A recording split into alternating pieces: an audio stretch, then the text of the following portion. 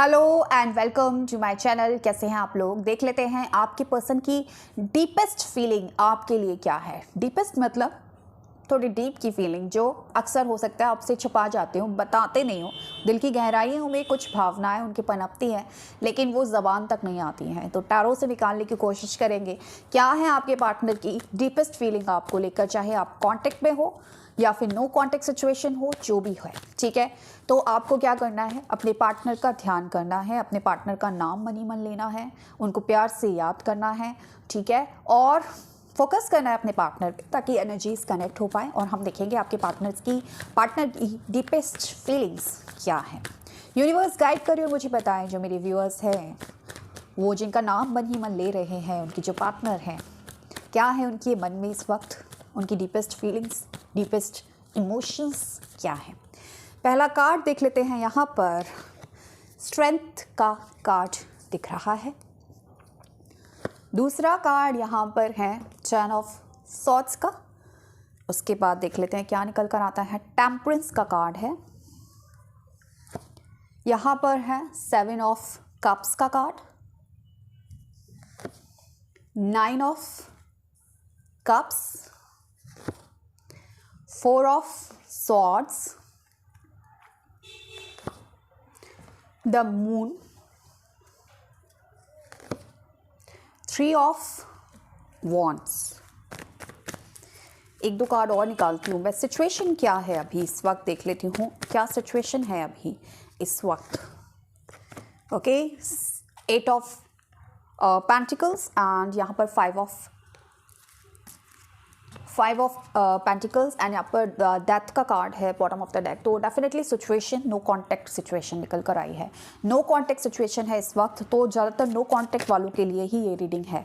ठीक है, या फिर बहुत कम बात हो रही है। मैं कुछ और कार्ड्स निकालती हूँ, उसके बाद आपको क्लैरिफाई करती हूँ कि क्या है उनकी deepest emotions, deepest feelings. Universe बताएं मुझे क्या है इनके पार्टनर की डीपेस्ट फीलिंग्स। ओके, एक कार्ड और दे। ओके, देखिए दो कार्ड यहाँ पर निकल कर आए हैं, इनको मैं बाद में एक्सप्लेन करूँगी, इनको मैं अपना यहाँ रख देती हूँ। ठीक है, अच्छा सबसे पहले मैं एक चीज़ बताऊँ, यहाँ पर जो एनर्जीज निकल कर आई हैं, थोड़ा सा मुझे ये दिख रहा है कि आपका पार्टनर जो है इस वक्त पेन में है। मैंने क्या बोला था कि सिचुएशन क्या है, डेफिनेटली यहाँ पर नो कॉन्टेक्ट सिचुएशन है। आपका पार्टनर पेन में है इस वक्त, धोखा मिला है इस पर्सन को किसी से। अच्छा, धोखा मिला है, किसी अपने ने धोखा दिया है, कोई भी हो सकता है। ये भी सिचुएशन हो सकती है कि ये पार्टनर आपको छोड़कर गया किसी थर्ड पर्सन के लिए और उस थर्ड पर्सन ने इस पर्सन को धोखा दे दिया। यानी कि जो आपने आपके साथ इस पार्टनर ने किया वही चीज़ अब उसके साथ हुई है। बहुत ही सैड एनर्जीज़ में है, बहुत ही मिसिंग एनर्जीज़ में है। आपको याद करें तो डीपेस्ट जो इमोशंस है ना इसके, वो यही निकल कर आ रहे हैं कि मुझे ये जो मेरा पर्सन है, यानी कि आप ही उसकी स्ट्रेंथ थे। यानी कि जिस भी सिचुएशन में ये पर्सन हुआ करता था, कभी भी ये पर्सन डगमगाता था, परेशान होता था, आप इसके सपोर्ट सिस्टम थे, आप इसको हमेशा समझते थे। बहुत बार ये भी होता होगा कि बिना कहीं भी आप समझ जाते थे कि आपके पार्टनर को किस चीज़ की ज़रूरत है। तो इस वक्त चीज़ें ऐसी हो रही है ना इस पार्टनर के सराउंडिंग में कि इसको समझ ही नहीं आ रहा है कि मैं किस सिचुएशन में आ गया हूँ या आ गई हूँ। किसी पर ट्रस्ट नहीं कर पा रहा है। जहाँ पर भी ये पर्सन है या जिस भी पर्सन के साथ ये इस वक्त डील कर रहा है ना ये पर्सन, वहाँ पर इस पर्सन के साथ बुरा हो रहा है, बुरा व्यवहार हो रहा है, कुछ ऐसी चीज़ें हो रही है जहाँ पर ये इंसान बहुत ज़्यादा पेन फील कर रहा है, जहाँ पर ये इंसान बहुत ज़्यादा इल्यूज़न में है, जिसको समझ ही नहीं आ रहा है कि मैं किस पर विश्वास करूँ, कौन सही बोल रहा है, कौन गलत बोल रहा है, मैं कहाँ जाऊँ।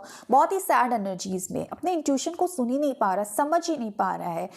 उदासी और लाचारी, अपने काम पर फोकस करता है लेकिन दिल जो है ना इसका कहीं ना कहीं बहुत उदास है। हीलिंग करना चाहता है अपनी, और कहीं ना कहीं यूनिवर्स से प्रार्थना करता हुआ मुझे नज़र आ रहा है कि इसकी ज़िंदगी में सब कुछ ठीक हो जाए। तो इस वक्त की एनर्जीज़ में ना ये पर्सन आपको मिस कर रहा है। इसके जो डीपेस्ट इमोशन है वो यही है कि दिल से दुआ मांगी जा रही है आपके लिए। स्ट्रॉन्ग मैनिफेस्टेशन विश मांग रहा है ये पर्सन आपकी ज़िंदगी में लौटने के लिए। पछता रहा है, मुझे रिग्रेट की जो एनर्जीज मिली है कि ये पर्सन पछता रहा है आपसे दूर रहकर। तो इसके जो डीपेस्ट इमोशन है बिल्कुल यही है कि मैं मेरे से जो कुछ भी हुआ, मेरे से जो गलती हुई उस चीज़ के लिए मैं क्षमा मांगता हूँ, मैं माफ़ी मांगता हूँ या मैं माफ़ी मांगती हूँ। मैं इस वक्त इस एनर्जीज़ में आ गया हूँ कि मैं किसी पर विश्वास ही नहीं कर पा रहा हूँ। ये पर्सन आपसे बात करना चाहते हैं, ये पर्सन ना एफर्ट्स डालना चाहते हैं इस रिश्ते में, लेकिन हिम्मत नहीं जुटा पा रहे हैं, इनको समझ नहीं आ रहा है कैसे करें।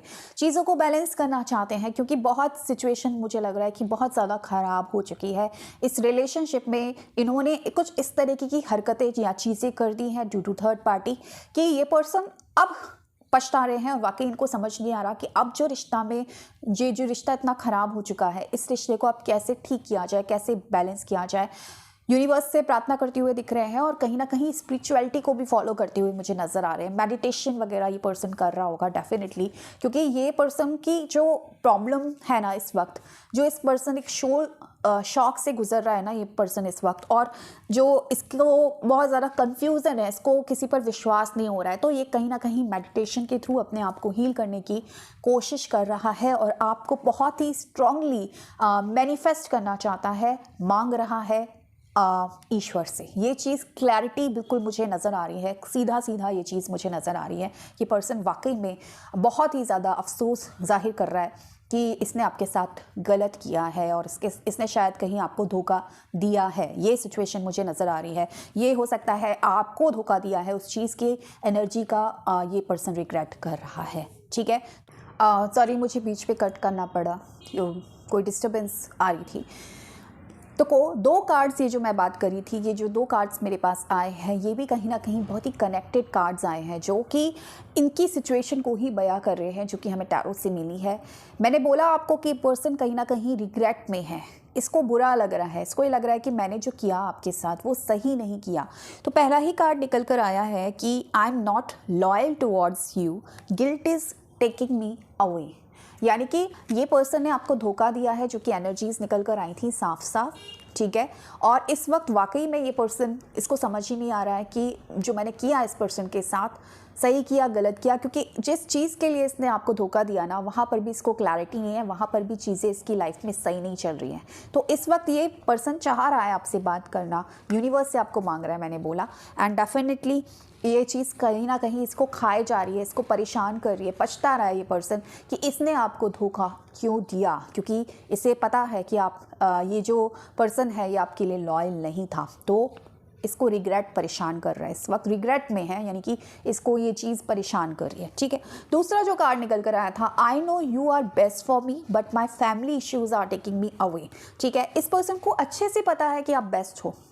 इसने जो धोखा दिया ना आपको, हो सकता है कुछ केसेस में ऐसा भी हो कि आपसे शादी का वादा किया लेकिन अपने माँ बाप की बातों में आ गया, परिवार वालों की बातों में आ गया और कहीं और शादी कर ली इस पर्सन ने, या कहीं और रोका कर लिया, सगाई कर ली, रिश्ता फिक्स कर लिया, या कहीं और कमिटमेंट दे दिया। इस तरीके की सिचुएशन भी बहुत सारे लोगों के साथ हो सकती है। तो ये एक पर्सन कह रहा है मुझे पता है तुम बहुत अच्छी हो या बहुत अच्छे हो मेरे लिए, लेकिन मेरी फैमिली में कुछ ऐसे इश्यूज़ हैं जिसकी वजह से मैं दूर गया हूँ तुमसे। तो वाकई में ये चीज़ अंदर से फील कर रहे हैं, डीपेस्ट जो इमोशंस इनके निकल कर आए हैं वो ये निकल कर आए हैं कि कहीं ना कहीं पछता रहे हैं, आपसे दूर जाने का दुख है और बैलेंस चाहते हैं, आपकी तरफ आना चाहते हैं ये पर्सन, लेकिन इनको समझ नहीं आ रहा कि अब चीज़ें ठीक कैसे की जाए। इसलिए ये यूनिवर्स से प्रार्थना कर रहे हैं कि कुछ ना कुछ ऐसी चीज़ें हो ताकि आपकी रिलेशनशिप में एक बैलेंस आए और रिलेशनशिप में दोबारा से ग्रोथ आए।